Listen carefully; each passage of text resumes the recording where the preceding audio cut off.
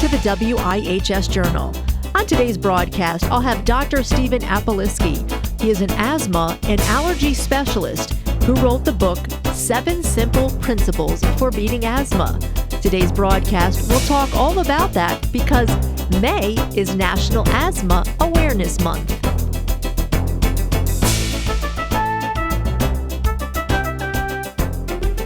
Hey, it's Dr. Steve Appoliski. I'm calling from Arlington, Texas.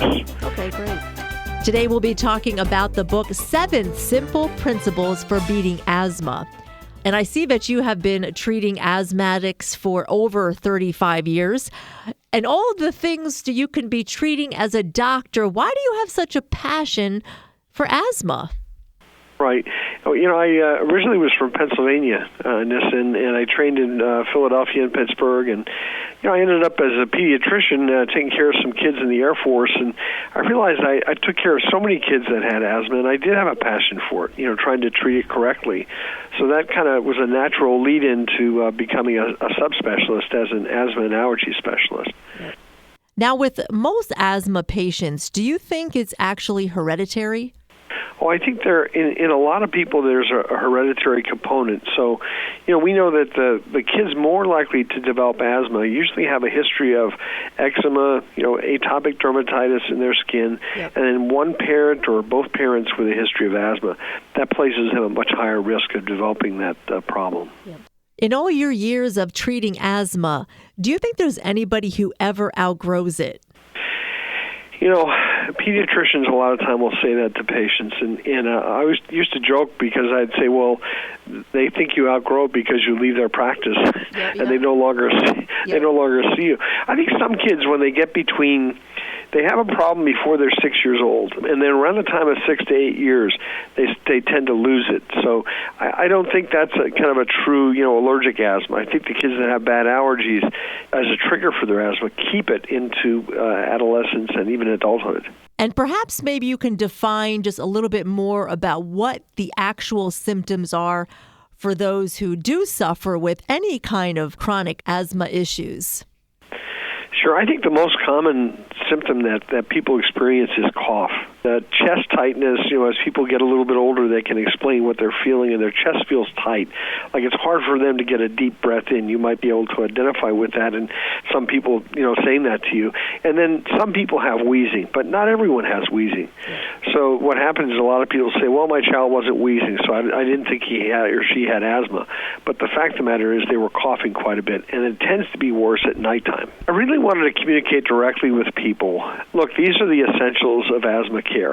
And, rather than writing it in overly technical knowledge or medicalese, I really wanted to communicate it in a manner that was, straightforward to understand and could help people grab hold of their asthma and get control of that. And you do talk about the 7 simple principles. Maybe you can kind of expound on that.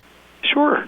The first is the problem, is understanding the problem itself in asthma, and that is that it's a chronic lung illness.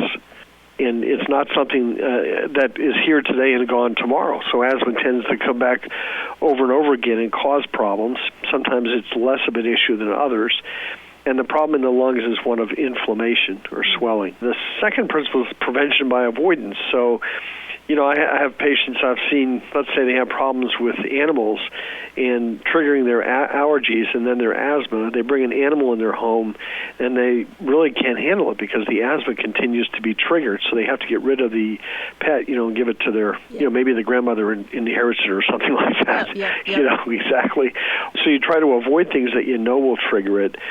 The third thing is to do pulmonary function tests, and that's, it's a long phrase for basically lung testing. So you want to get an idea of how well your lungs are functioning, not just by the way you feel, but by the numbers, that can be seen and verified. You can do that in the doctor's office, and you can actually carry a peak flow meter with you as a person who has asthma and measure that on the go. Okay. And I was kind of excited because we just released a free asthma application on iPhone site that helps people. It's an asthma called a Beating Asthma Action Plan, and it helps people, to put in their numbers and to tell them, okay, this is what you need to do next. And then the next thing was pharmaceuticals. Basically, what kind of medications do you need to use to treat this? If you can't control it by just avoiding things, then what can you use? And so we outlined the most common thing that people use, of course, is that inhaler. That's almost everywhere today in school and elsewhere. And that's a rescue medicine or a bronchodilator. And then some people, they use that so much that they actually they're a little bit worse, so they need to use a medication every day. Either an inhaler is the most common thing, or sometimes some pills like Singulair, that type of thing to help their asthma. And the next thing is actually near and dear to my heart is the patient-physician relationship. And I think this is a critical component of controlling asthma. I think that we have to partner with physicians or healthcare providers, if you will, who will listen to us. Because the patient brings the expertise of their own body, and that's undeniable for the most part. And the physician brings their expertise of the illness. So together, that's really a powerful tool. But, the average doctor, it used to be said, would listen to people for about 15 seconds before they interrupted them. Yep. So I always look at that and say, how are you going to learn anything about someone by listening for 15 seconds? You can't. So it's an important thing for people to pursue, when they're trying to beat asthma. And then the last thing is a positive mindset. Now, this isn't, psychobabble, mumbo-jumbo. It's positive mindset is the idea that a person has some optimism that the illness, of course, can be dealt with successfully. And then they have this persistence of effort, so they continue to pay attention to it, to take care of it, and they have, I would call it ownership of their illness. So they understand that illness belongs to them. It doesn't belong to someone else. No one else is going to take as good care of it as they are. So if you have that positive mindset, if you will, along with all the other attributes that we talked about in the book, you can really make a difference in your asthma. Thank you so much. You also mentioned May is Asthma Awareness Month.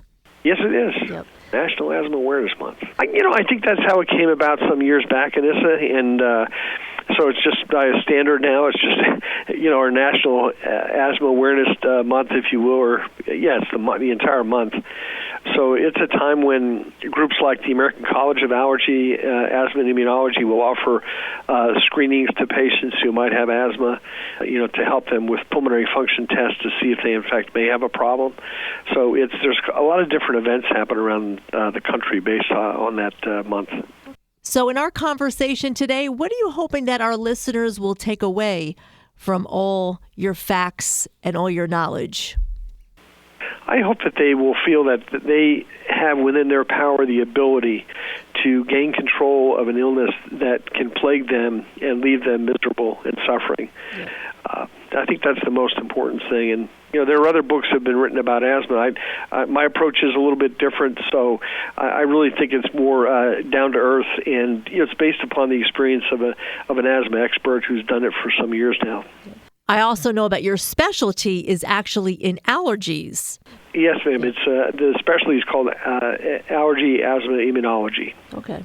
So in your 35 years of being an asthma specialist and an allergy specialist, what would you like to say to our listeners who have children with asthma, or listeners if they do suffer with asthma themselves? I think the most important thing I see, and this is from my training as a pediatrician through as an allergist, was listen to that cough. So if you have children who have a persistent cough, when they get maybe nasal symptoms that settle in their chest, and that goes on for weeks sometimes, don't just accept that. That usually means something more is happening. Thank you so much for all your words of wisdom. Before we close today's broadcast, why don't you tell us your first, your last name, your book, and how they can find out all the details. Oh, sure. Thanks, Anissa. My name is Stephen Apoliski, and I am an asthma and allergy specialist. The book's name is Beating Asthma, 7 Simple Principles. It's actually available on Amazon.com. It's available on my website at beatingasthma.com. And actually, if you go to smashwords.com, it's available there as a digital download. Once again on the broadcast with us was Dr. Stephen Apoliski. He is an allergy and asthma specialist. His book is called 7 Simple Principles for Beating Asthma. And letting you know this month, May, is Asthma Awareness Month. The opinions expressed are those of the participants, not necessarily those of the staff or management of the station. I'm Anissa Porticelli for News and Public Affairs.